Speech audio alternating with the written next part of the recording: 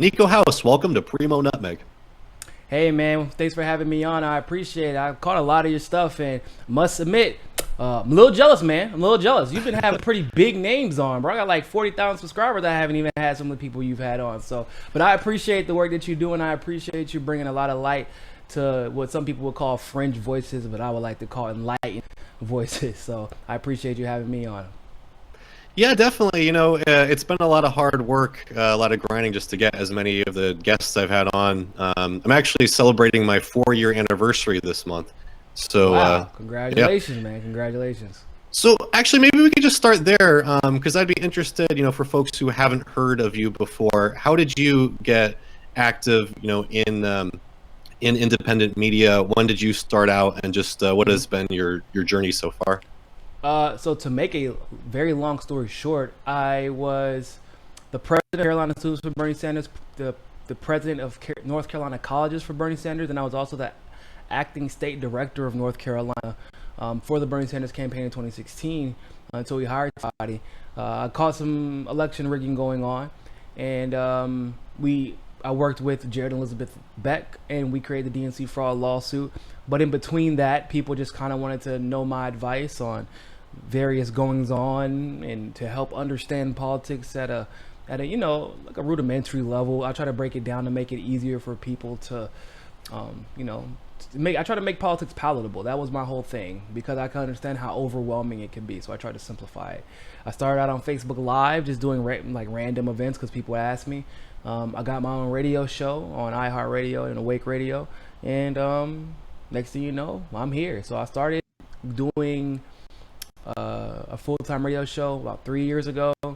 My YouTube channel about 3-4 months after that, and then I've been doing this YouTube channel full-time for like 6 months and part-time for about 1.5 to 2 years.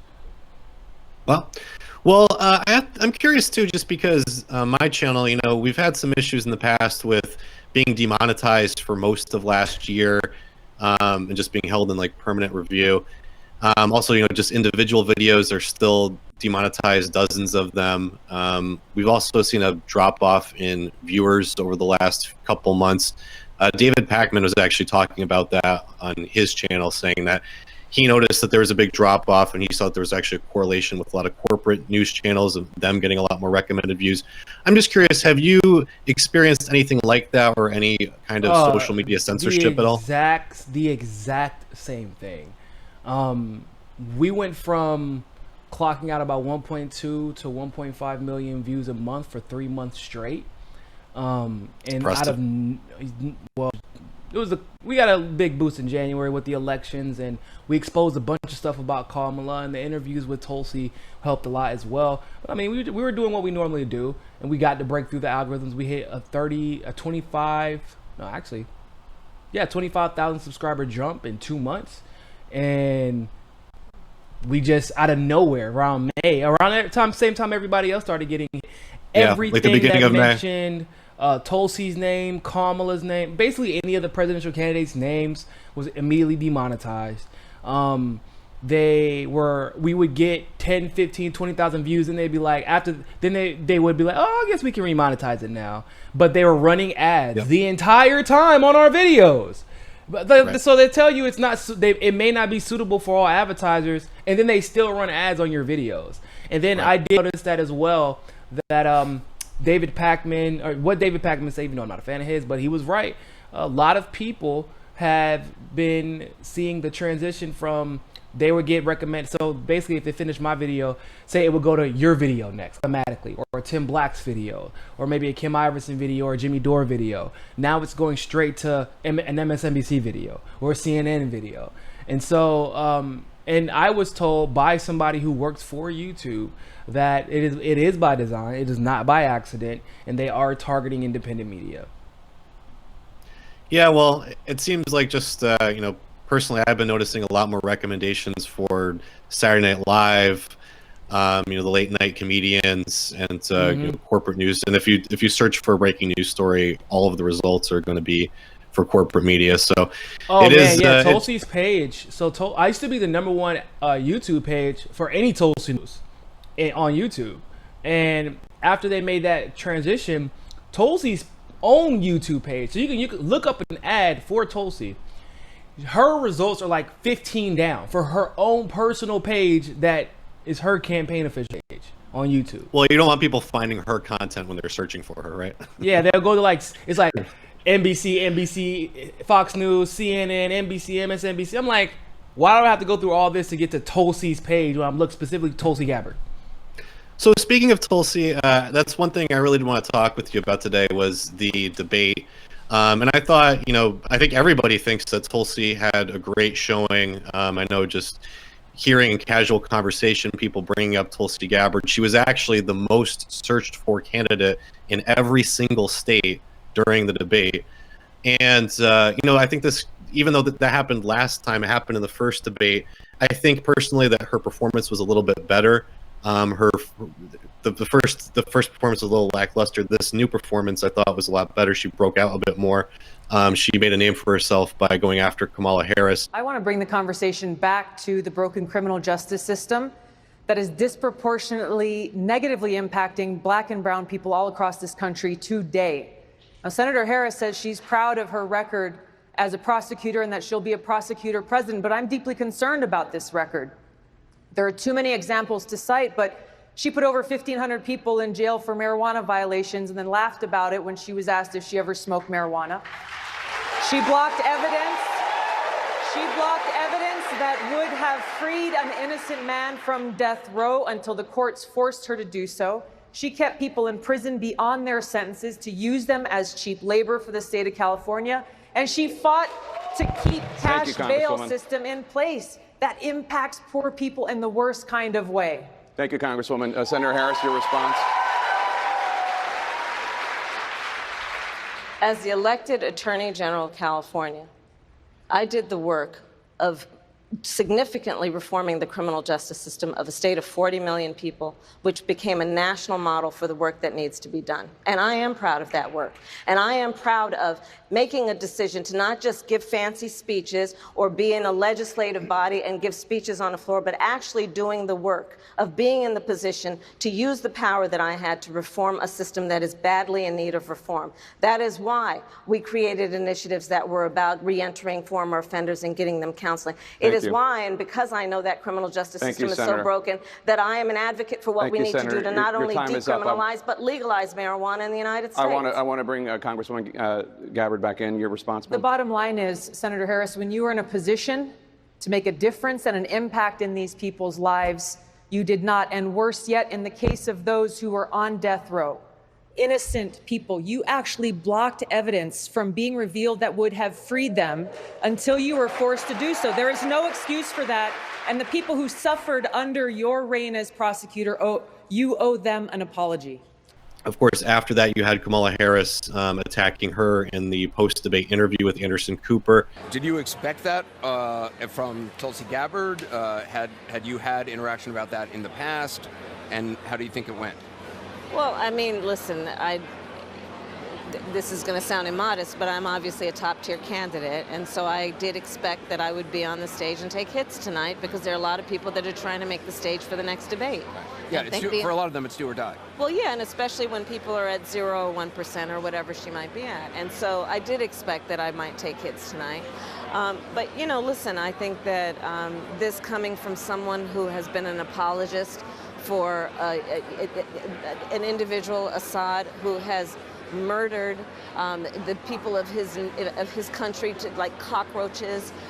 She who has embraced and been an apologist for him in a way that she refuses to call him a war criminal. I can only take what she says in her opinion so seriously. And so I'm prepared to move on. So I just, I don't know, I thought maybe I'd just ask you your overall thoughts. What did you think about the debate and in particular Tulsi Gabbard's performance? Well, really outside of Tulsi's performance, the debate was a shit show. But like, just so separate from the performance, the framing of the questions were utterly ridiculous. Like, they demonized immigrants in a way that I thought only happened in the Republican Party, but it did. Like, it was framed a different way, but let's be honest. Are you going to give health care to undocumented immigrants? Right. What kind of question is that? How about that was like a whole line of questioning for like 3 or 4 questions. are you going to give free college to undocumented immigrants? Why are we? So why isn't the question, what is your comprehensive plan for healthcare? What is your comprehensive plan for immigration? What would you like to see take place? How do we, things like that. Like it's a bunch of Band-Aid issues. Even when Tulsi was asked, are you going to give free college to immigrants? She's like, well, or to undocumented immigrants? She's like, no, I would like to make them actual citizens so they can get free college so they don't, have their dormitories raided by ICE in the middle of them studying and being deported. Like, how about we solve the issues and solve the problems rather than just pointing a finger at who's to blame and trying to otherize and basically it's a setup situation for, well, if you're going to take care of them, you can't take care of us at the same time. That's basically what they're trying to propagate, and I don't like that. But I think that Biden actually did better this time, which is weird to say. He did better this time. Well, the first time he got caught off guard, right? I mean, I don't think he was expecting anybody to really go after him. Yeah, which is stupid. I don't know why he thought that. I think this time, the position that Joe Biden was in, Kamala got put in by Tulsi, because everybody else, they know that Kamala met with the Hillary Hampton squad. Then she went to the Hamptons and she was the chosen candidate as of 2017. They know that if they step on the wrong toes, it's not just Kamala they're stepping on. Who does Kamala have running campaign? All of Hillary's people. So all the new establishment. And so if they attack Kamala, they're messing with a lot of jobs. They're messing with a massive network, and they were not going to go anywhere near her. Biden is different. Biden is part of the old guard and the old establishment. They're almost on their way out, one way or the other, if you catch me. So they know better. Now, with Kamala, Tulsi just does not like her, it seems like. I'm not going to lie to you. Like, the official position of the campaign is just policies, right? So that's the official position. Now, personally, when, like, I try to think of it from people's, like, real personal perspective, because at the end of the day, these politicians are human beings. When you see someone who is constantly protected in a cocoon of her identity and then weaponizes that identity against everybody else, and then when you call her out for policies, because they're seeing all this, right? They may not always speak on it, but everybody sees it. You call Kamala out a racist. Was like, what about her keeping people in jail, innocent people in jail, destroying evidence? No, you're a racist. You're a sexist. Okay? Right. But Kamala never cared about being black before. She never talked about her Jamaican father before. Like, I've tracked her Senate race. I tracked her AG race and her DA race. All she talked about was being Indian. Because back then, being quote-unquote black could be a liability for her in a city that is dominated by Southeast Asians and East Asians. So she never ran on being black then. It was now. Now, mind you, who's the one that's tied to Modi, for better or for worse, even if you love him or hate him, it's Tulsi, based off of nothing but the fact that she's Hindu. Kamala is actually Indian. Kamala is very close to her Indian side of the family, and Kamala has openly celebrated Modi, but who's attacked for it strictly based off of her religious identity? Tulsi. So, from her perspective, and she may not even be conscious of it, right? But everybody sees it. So you see a one woman being wrapped up in a cocoon of her identity and then using that to weaponize against other people. And then Tulsi being personally attacked for her identity. I think it low-key set her off. And then people don't really, I don't think people know this, but Kamala, I don't think that Kamala went to that Homestead Detention Center. What she did was she actually, because she's been watching Tulsi, she took Tulsi's experience, the live stream experience of her at the Homestead Detention Center with the Immigration Detention Center with the kids, and literally gave a play-by-play on that debate stage. A play-by-play of what Tulsi did, of what Tulsi went through, what Tulsi saw, how she tried to get in and couldn't. She had to go stand on the ladder to see over top the fence, because I was like literally right there recording it. It wasn't Kamala. And I'm sure that Tulsi was going to speak about that. Something that was very personal. She almost cried while she was there. And I think that was something else that kind of, like, I can tell you for a fact that actually wasn't scripted. She wasn't actually planning on going after Kamala like that.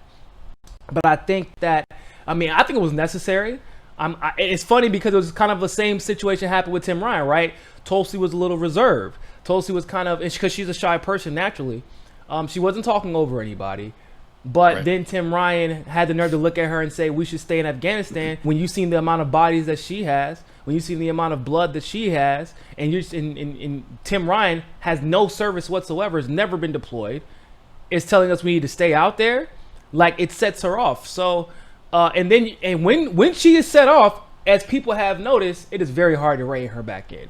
So, hey, I'm cheering. I'm hoping people keep setting her off. Well, I imagine that's going to happen just by the fact she keeps getting slandered and libeled. I mean, all yesterday, following her wonderful debate performance, there was just people on Twitter, these corporate media hacks, just attacking her all day long, just calling her an Assad apologist and making references to Putin and everything.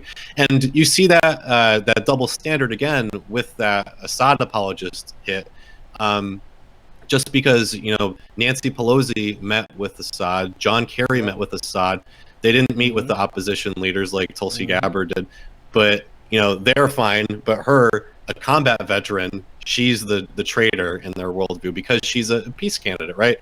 You can't have a peace candidate in the race. A peace candidate is going to 100% of the time, by default, regardless of party or anything else, be smeared as a Russian stooge or an Assad apologist or whatever, right? It is an old play. John Kiriakou, who was like a CIA whistleblower, was like, people have to understand, the CIA people, the intelligence community is not as intelligent as we'd like to think they are. They're not as they use the same playbook over and over. How do you have the same playbook from the 60s and the 70s? You're using the exact same playbook. The peace candidate must be a Russian asset, right? The peace candidate must, that's how it always goes. But I will say that it does speak volumes that Twitter keeps trying to erase Tulsi, right? And when they're not erasing her, they're trying to associate her with Assad. It's actually scary to see how much control they have over the algorithms, but it's not that insane, because I found out some information yesterday or the day before that kind of pieces a lot of loose ends together in that regard. So everybody knows by now that Jack Dorsey maxed out Tulsi in his donations to her and actually endorsed which her. I kind of thought was odd, honestly. I mean, I don't know why it was. It doesn't seem like somebody that would be donating to her, especially considering how much Tulsi has railed against big tech, right? Right. So here's this thing that I figured out: Saudi Arabia owns more of Twitter than Jack Dorsey does. Really? Since Saudi Arabia has taken over Twitter, which was in 2015, we've seen a huge transition from what they used to be to what they are now, especially when it comes to politics and the news and the way, the ads work. They block people from, like, I couldn't do an ad for my tweet if it's political now because I don't have like a political action committee. I didn't do the little vetting system. And so, which is like fundamentally wrong. In a public forum situation is fundamentally wrong. So if you're Jack Dorsey in Saudi Arabia or the Saudi Arabian royal family owns more of Twitter than you do, how much control do you really have over your platform? Who calls out Saudi Arabia more than anybody? Actually, who's the only person that calls out Saudi Arabia in the entire race? Think about it. Tulsi. And who wants to part of breaking up big tech would be going after these venture capitalist firms and taking the power out of a lot of their hands. So I think that she's upsetting a balance of power that we haven't even, or underlining balance of power that we haven't even seen or made the connections to because the information may not be readily available or it's so disparate. The data points are so disparate that it's like hard to piece it together until you start seeing certain things that are odd and then it starts making sense like that. So like that's why somebody like Jack Dorsey can be on his side, even though he is technically big tech, but Mark Zuckerberg can hate her because Mark Zuckerberg is part of that cabal, if you will. He was basically, Facebook came from a venture capitalist firm called InQtel, which is a whole different decision. Basically, the same day as CIA, the CIA program that basically sounded exactly like Facebook. The same day that shit ended, like Facebook was born like either the same day or the next day. And then before Facebook had even gotten like created, actually a platform on the internet, CNN was giving Zuckerberg time to talk about it. And discussing APIs and things that we hadn't even heard of and didn't even really become the norm until 7-8 years later. Like, and so it was really weird to see how Zuckerberg was getting all this FaceTime very early on, but it just kind of lets you know that the government is facilitating a lot behind the scenes, and they're using things like venture capitalist firms, different social media platforms to facilitate political dialogue, and Tulsi is speaking out against that. And so we got to start being able to connect these dots in order to see why somebody like Tulsi would be considered an Assad apologist rather than, you know, on Twitter, on Facebook, not by the people, but by bots. Right. And then we have to figure out why there are so many bots on there. Who's funding this effort? And, you know, I think that that's something interesting about this election cycle, because the last election cycle was really a pushback against the legacy corporate media, right? People stopped taking CBS, NBC, ABC, Fox News seriously. And these social media networks, you know, they kind of became empowered. But now we're seeing the censorship that's taking place on social media, as you mentioned, with Facebook, with Twitter. I know that you pointed out how on Twitter how Kamala Harris destroyed that hashtag was trending, but Twitter was also pushing like a reverse narrative news story to everybody about how Kamala Harris was attacking Tulsi Gabbard as being an Assad apologist. And then there was no tag about Kamala. Like, first everybody thought like the hashtag would be Tulsi Gabbard, and then Tulsi was trending in every state, but they would never let her trend in the U.S. Right. And then you also have that with Google. There's a lawsuit now where Tulsi is suing Google because during the first debate, they shut off her ads when she became the most Googled candidate during the debate. So there's now a $50 million lawsuit, which I am really applauding. I think that's awesome, and I hope that is going to start. I hope that's going to start leading the way. You know, it's good to some pushback against the censorship. I mean, I don't know how much of it is realistic, just again because these tech giants are in bed with the government and the Atlantic Council, and you know, there's it's really corporatism in action. You're seeing partnership between big government and big business.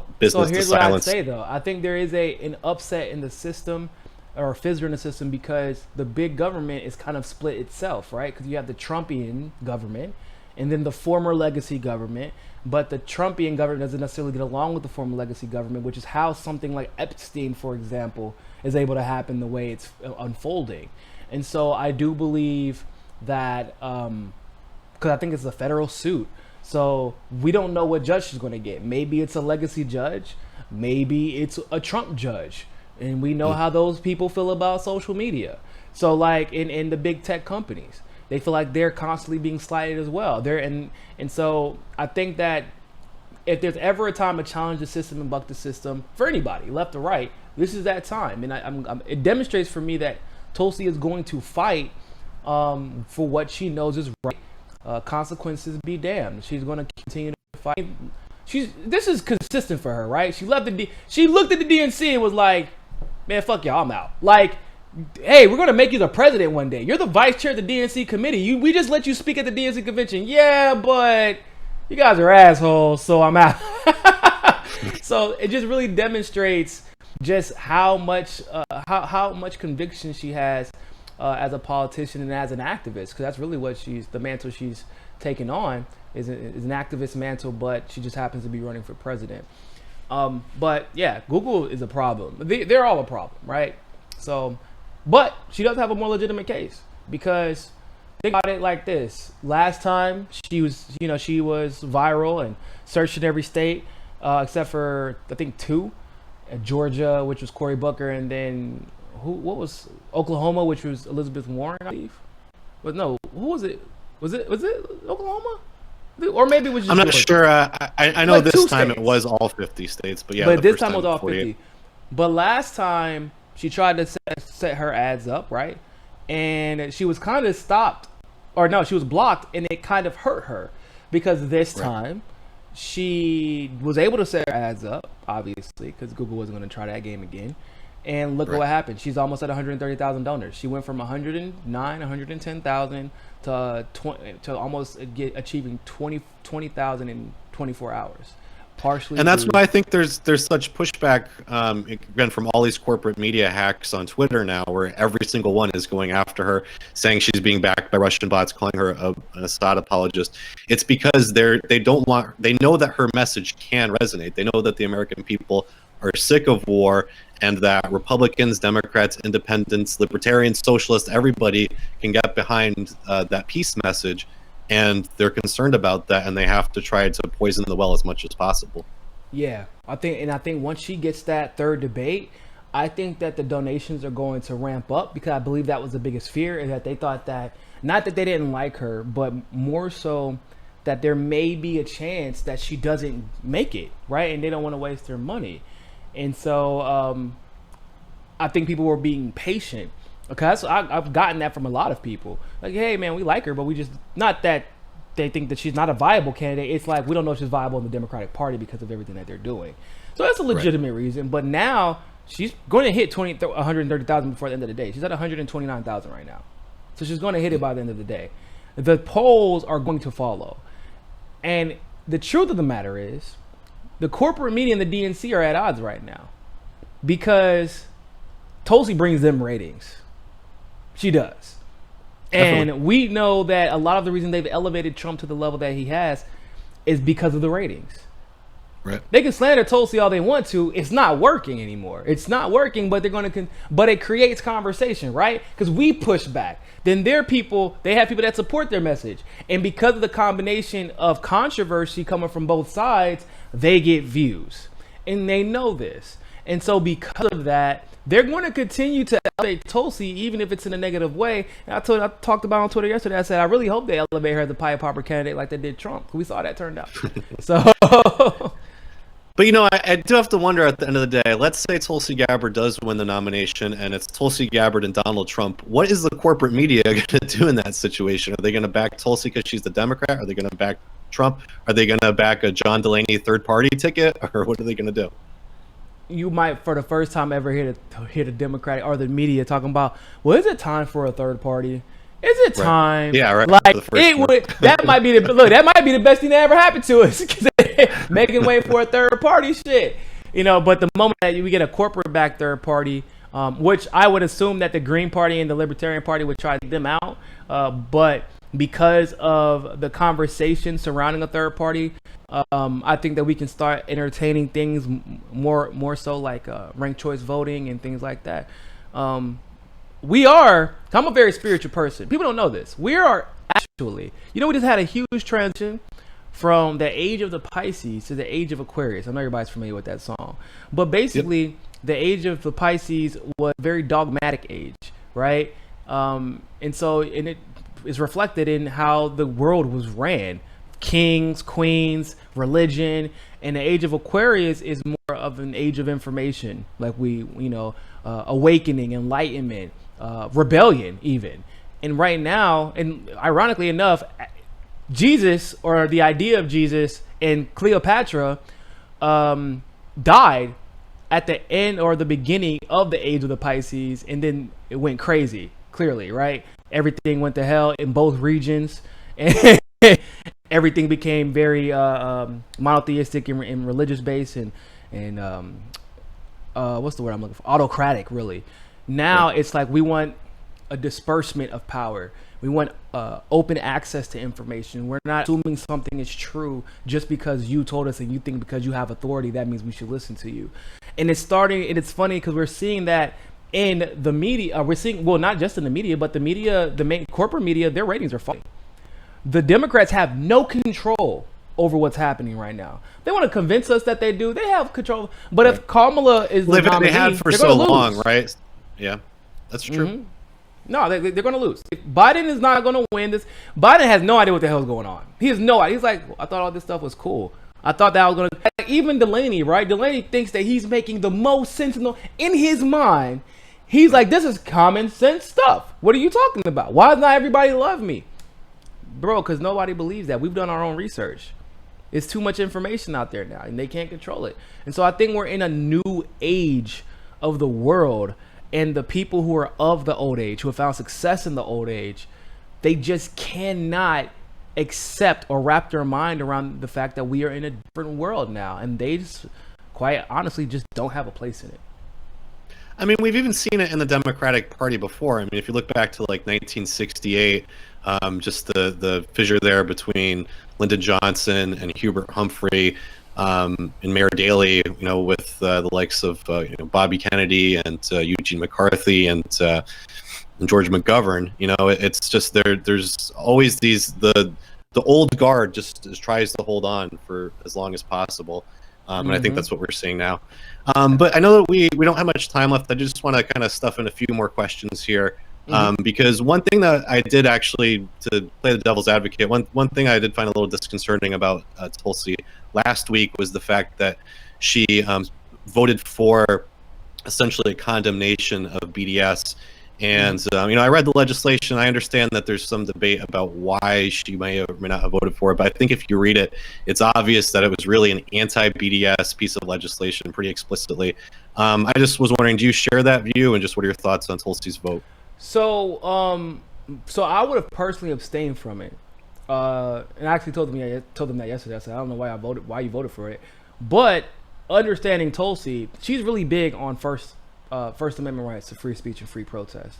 And she wanted to affirm that because she knew immediately, right now, a lot of states are trying to put BDS under duress, trying to charge them with criminal convictions and things like that. And currently, there is, as far as specifically regarding BDS, there was no legislation on the floor that would have set the precedent that states could not push a case against somebody practicing in BDS. And that was a big deal for her, and it's a big deal for me too. Now that's in the resolve section specifically. Hey, you do have the right to protest foreign government.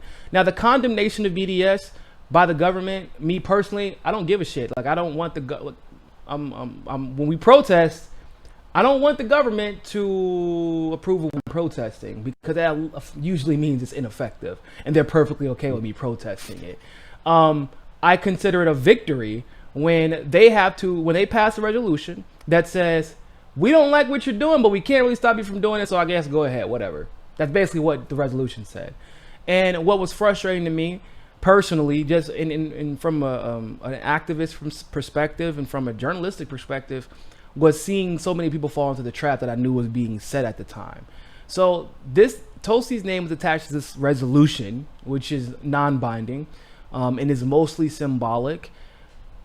And while that happened, a bill passed that gave unlimited funding to Israel. Very specifically, it targeted the parts of Israel, or the industries of Israel that are primarily targeted by BDS. And nobody really had anything to say about it, right? That was the resolution was a topic of conversation for like 3-4 days.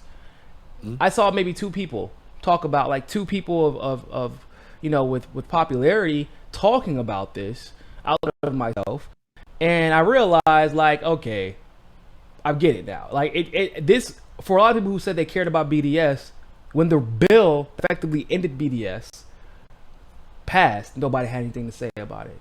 But when the resolution that allowed BDS to continue, they just wagged their finger. They just pulled Elizabeth Warren and wagged its finger.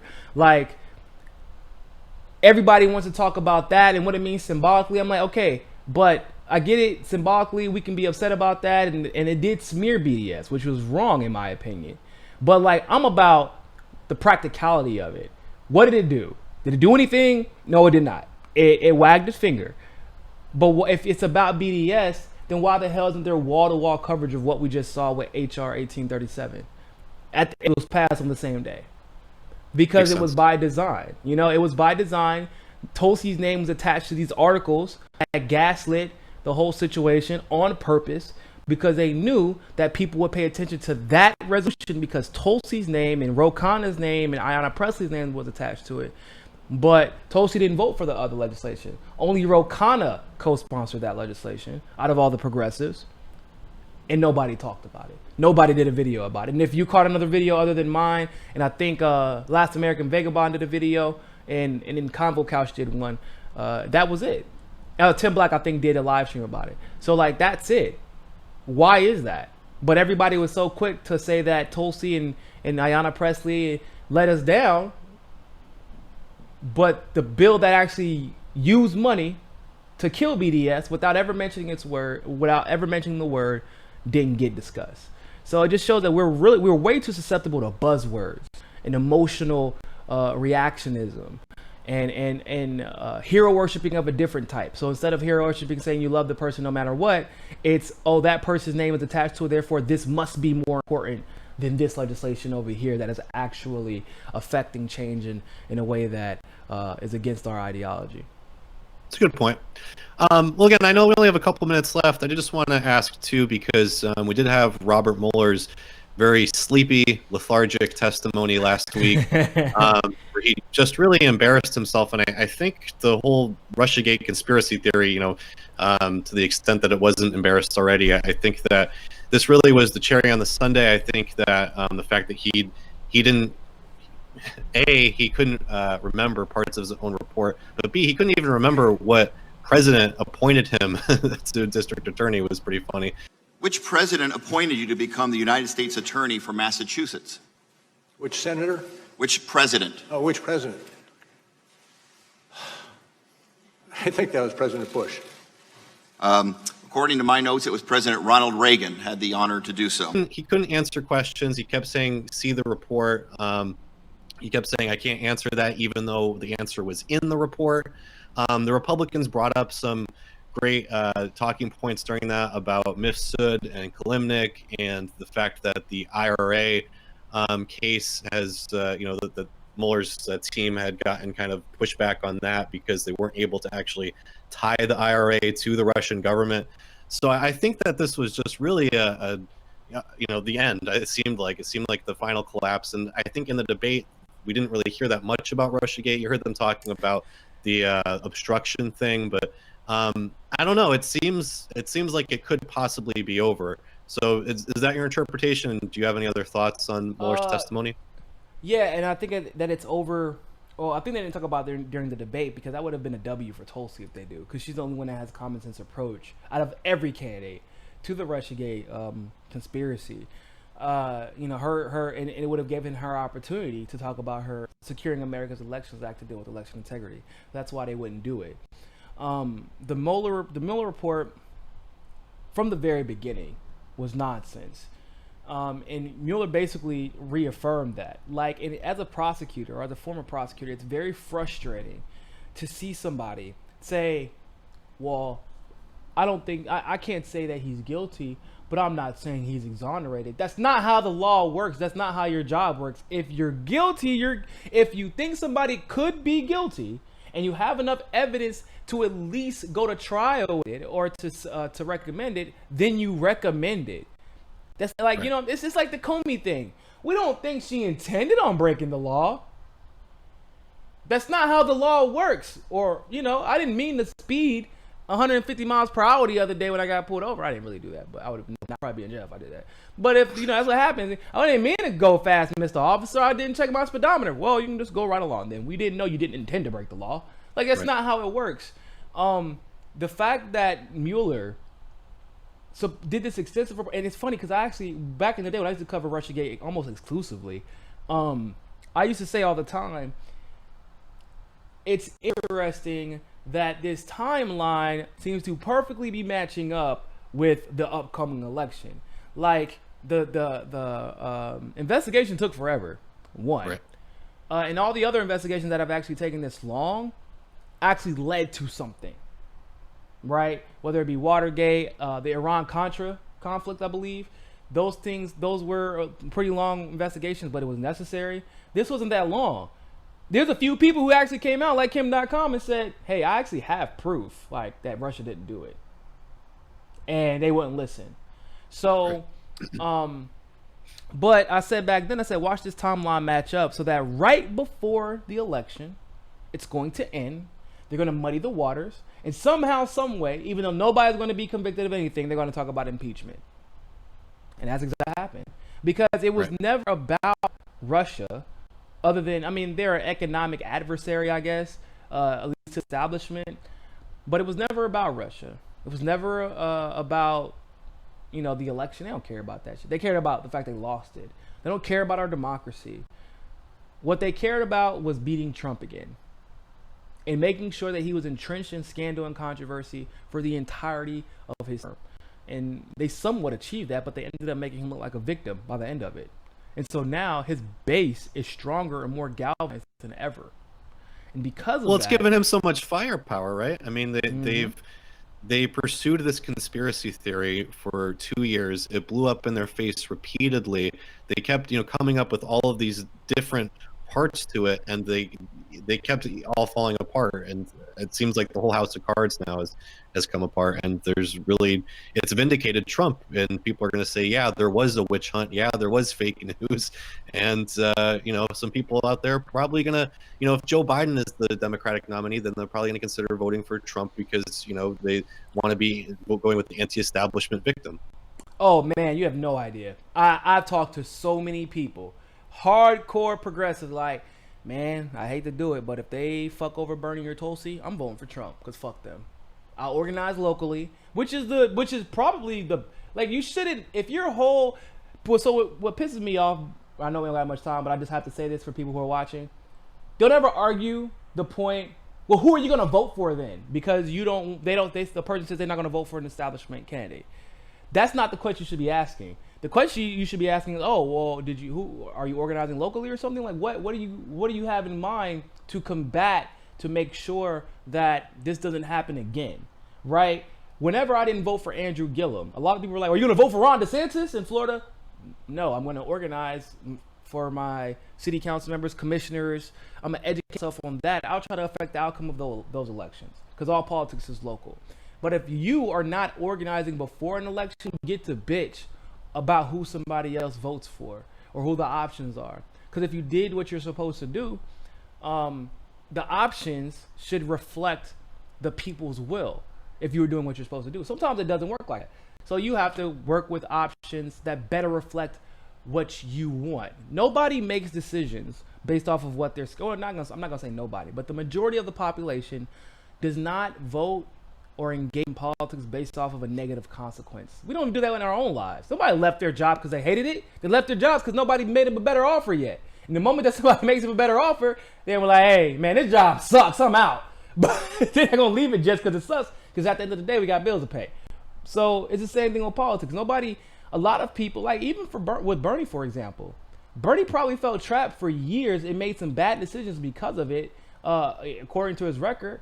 But for the first time, he finally saw a way out. He's like, oh, wow, I can finally bring my message into the forefront with true media the same way that Obama tried to do while he was running. And we could change the whole game. And then he did that. And now his policies and his advocacy more reflects what he has always wanted to do. And he's more public with a lot of the actions than he used to be, because that's the age we're in right now. And so we have to advocate and fight, not election time or election season. We have to be doing this year round, because all politics is engagement between people. That's it. And that never stops, whether it's at your job, whether it's in sports, or whether it's in actual politics. Well, it's a very, very true and very good point. So I know we're out of time. I appreciate you doing the work of educating people and spreading a message of peace and hope. For folks out there who want to follow you and stay up to date with all the latest news from you, how can they go about doing that?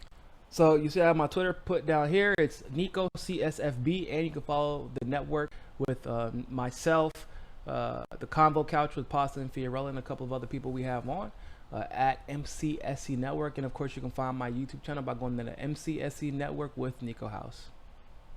Niko, thank you again for being on Primo Nutmeg, and hopefully we can have you back at some point in the future. Oh yeah, definitely, man. I'm looking forward to coming on, and once again, keep doing what you're doing. I appreciate the work that you have been doing and shining a spotlight. The Tulsi interview was amazing. The Jill Stein interview was amazing. Thanks. Just hey, keep grinding, man. It looks like it's starting to come around for you. So good stuff. Well, hopefully there's that constant pushback, but yeah, we got to keep fighting. Yeah, fuck YouTube. I'm with you. Thanks, man. Appreciate your time. No problem, bro. Peace.